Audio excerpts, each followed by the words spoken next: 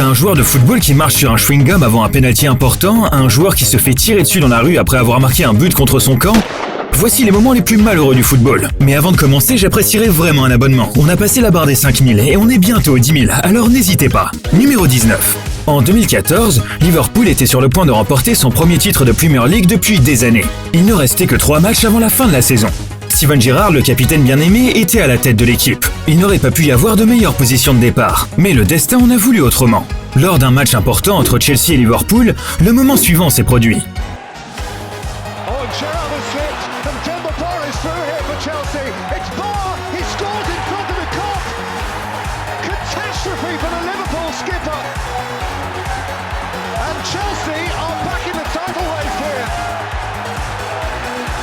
Le cœur de tous les supporters de Liverpool s'est mis à saigner, car Gerrard a littéralement laissé le rêve s'envoler sous leurs yeux.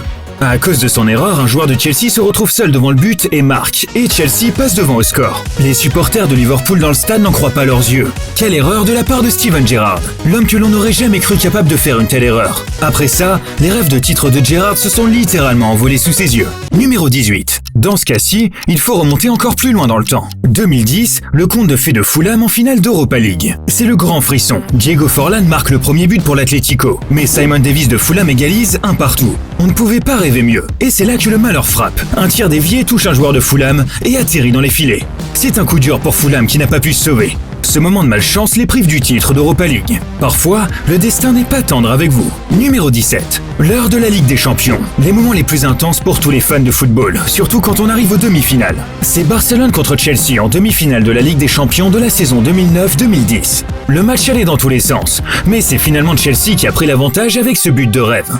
Tout laissait présager leur victoire, mais les supporters se préparaient déjà à la grande finale. Mais André Iniesta a mis le feu aux poudres. Il a opéré sa magie à la 93e minute. Mais voyez par vous-même.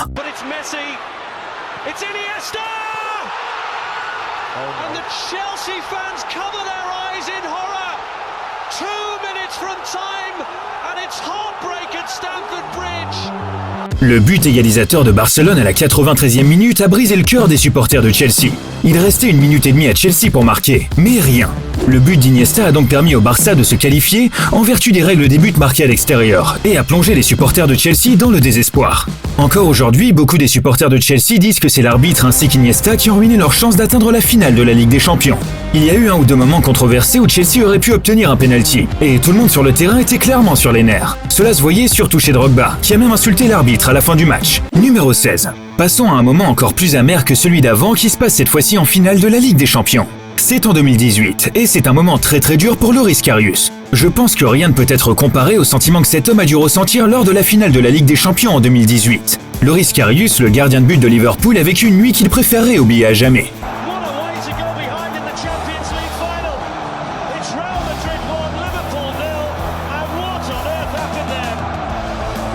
Deux erreurs catastrophiques du gardien ont donné la victoire au Real Madrid.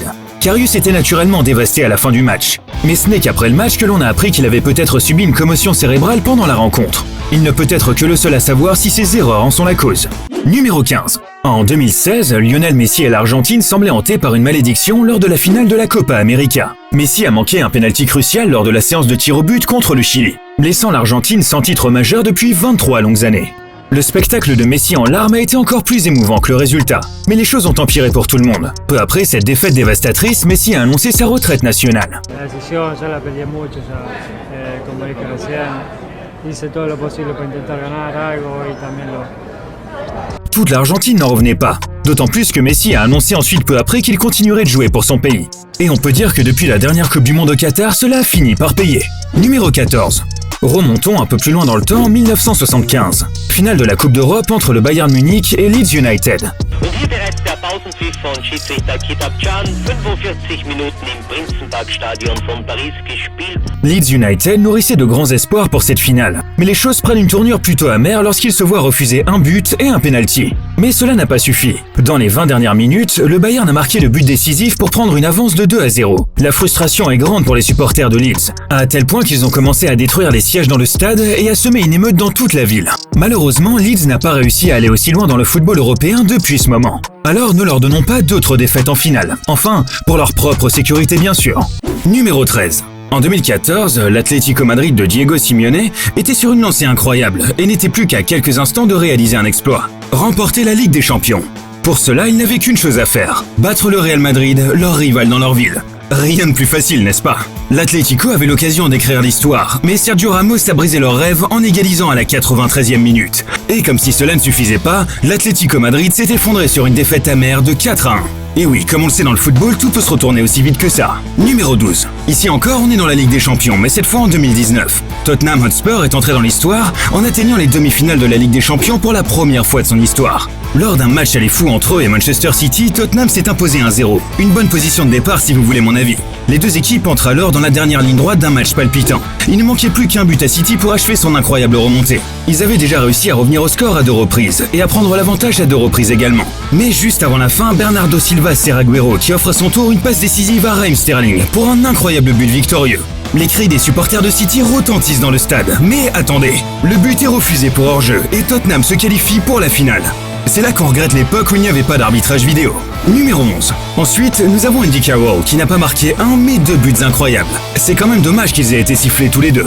Numéro 10. Mais ce n'est rien comparé à celui-ci. Imaginez que vous frappiez 3 fois les poteaux avec un seul tir. On dirait presque un bug de FIFA 2024, ou plutôt FC24. Au moins, l'arbitre n'a pas bloqué le ballon. Numéro 9. On a tous eu ce coéquipier devant les buts qui ne veut pas passer la balle parce qu'il pense qu'il va marquer et au final perd le ballon. Mais si c'est le cas, n'oubliez jamais que ça peut être encore pire. Par exemple, si votre propre coéquipier ruine votre action alors que la balle est en train de partir au fond des filets. Ça a dû être dur pour lui d'oublier ce moment. Numéro 8. Who is the GOAT? On arrive sur un sujet tabou qui divise notre société depuis longtemps maintenant. Maintenant, on les compare même plus sur le football. On les compare sur qui est le plus serviable, qui est le plus gentil avec ses fans, etc. Mais le moment suivant est une bonne découverte pour tous les fans de Messi. Cette femme n'a pas choisi le bon moment pour prendre un selfie. Tout ce qu'elle voulait, c'était une photo avec son idole. Mais Ronaldo n'était clairement pas d'humeur à prendre un selfie. Direction vestiaire. Numéro 7. Mais heureusement, Ronaldo n'a pas réagi aussi mal qu'il l'a fait avec ce garçon. Il a tout simplement tapé sur la main du fan pour faire tomber le téléphone portable. Il a même eu un bleu. La mère du garçon a partagé sa colère sur Facebook. Heureusement, Ronaldo a rapidement compris qu'il avait commis une grave erreur, s'est excusé auprès de son fan et l'a même invité à Old Trafford pour assister à un match. Bon, j'avoue, ce bleu n'est rien comparé aux multiples fractures que ses fans ont subies. Numéro 6. L'histoire d'Alexander Nubel est vraiment malheureuse. Bon d'accord, peut-être pas comme Karius si vous vous souvenez bien. Néanmoins, Nubel n'a vraiment pas eu de chance. C'est un excellent gardien de but, mais il commet parfois de grosses erreurs, ce qui ne l'a quand même pas empêché de signer un contrat avec le Bayern Munich. On pourrait penser qu'il jouerait mieux après cette nouvelle, n'est-ce pas? Eh bien, pas vraiment. Et voyez par vous-même les erreurs qu'il a également commises avec Schalke. Il n'est donc pas étonnant qu'il n'ait joué qu'un seul match avec le Bayern avant d'être mis sur le banc des remplaçants. Numéro 5. Les attaquants ont pour rôle de marquer des buts, n'est-ce pas? Mais même les meilleurs joueurs du monde éprouvent des difficultés à cet égard. Comment a-t-il pu rater ça à 5 mètres de distance?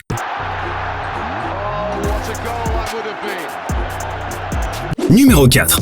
Nous en arrivons maintenant à l'inexplicable histoire du transfert de Hakim Ziyech. Ce qui semblait être une affaire conclue avec le gaucher marocain a tourné au cauchemar. Hakim a connu une saison difficile à Chelsea, avec seulement 18 apparitions en Premier League. Un transfert semblait inévitable, lorsque le PSG a frappé à la porte lors du dernier jour de la période de transfert. Il a rapidement accepté l'offre et a passé la visite médicale. Il ne manquait plus qu'une annonce officielle qui n'est jamais venue. Le transfert de Ziyech au PSG a échoué à la dernière minute. Il était désespéré de ne pas être prêté au PSG, à tel point qu'il était prêt à contribuer financièrement à la conclusion de l'accord. Ziyech's move to PSG, it collapsed at the last minute. He was furious. Carver, you seem to have managed to find out pretty much everything about this, apart from what he had for dinner. Yeah, well, look, Hakim Ziyech, first of all, is very upset, very angry. He was absolutely desperate to move to PSG on loan, so much so that he was willing to contribute financially to get the deal done as well. I've been told that last night he was at the PSG offices messaging the co-owner of Chelsea, Todd Burley, pleading with him to get this deal done before the deadline. On dit même qu'il était dans les bureaux du PSG la dernière nuit où un accord était possible, envoyant des textos à Todd Boehly, copropriétaire de Chelsea. Ziyech l'a supplié de conclure l'accord avant la date limite. Malheureusement, l'offre a été soumise trop tard, ce qui signifie que Ziyech a dû retourner à Londres et poursuivre sa terrible saison. Numéro 3.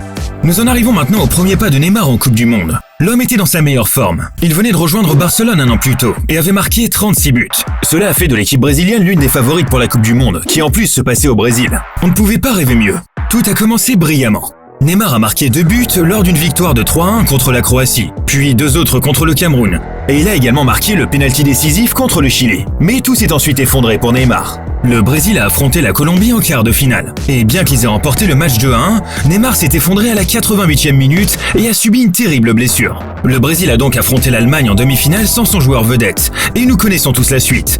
Mais quelqu'un apparemment savait déjà tout ça. Glaubst du, dass wir die Brasilianer gleich schlagen? Hallo, ja, ich denke doch, ne? Mit wie viel? Das wird ein knackiges 7:1 für uns. 7-1. 7-1 for Brazil, yeah, true. Sérieusement, le gars voyage dans le temps ou quoi? Mais continuons avec le numéro 2.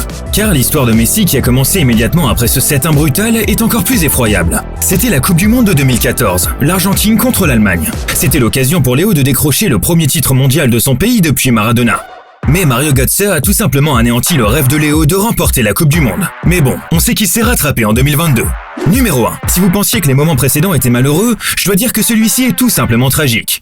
C'est la Coupe du Monde de 1994. La Colombie était un véritable outsider et à la surprise générale, elle a terminé en tête de son groupe de qualification grâce à une performance impressionnante. Ils ont même humilié l'Argentine 5-0 et ont reçu de nombreux éloges de Pelé. Avec les espoirs de la nation sur les épaules de l'équipe colombienne, elle s'est rendue à la Coupe du Monde avec beaucoup d'optimisme. Mais leur rêve s'est rapidement transformé en cauchemar lorsqu'ils ont été éliminés dès le premier tour. Et cette élimination précoce n'a pas été sans conséquences. Lors de la défaite contre les États-Unis, André Escobar a marqué un but contre son camp qui a contribué à la défaite de 2-1 de la Colombie. 5 jours après seulement leur élimination du tournoi, Escobar a été tragiquement assassiné lorsqu'il était garé dans sa voiture à la sortie d'une boîte de nuit. Le défenseur a été abattu de 6 balles. Il est apparu plus tard que ces assassins avaient crié but après chaque tir, imitant ainsi le commentaire de la retransmission en direct du match. Les conséquences de la mort d'Escobar ont été déchirantes. 120 000 personnes ont assisté à ses funérailles pour lui rendre un dernier hommage. Voilà, c'est tout pour l'instant. Et n'hésitez pas à cliquer ici pour regarder la prochaine vidéo. On se revoit très bientôt. Ciao!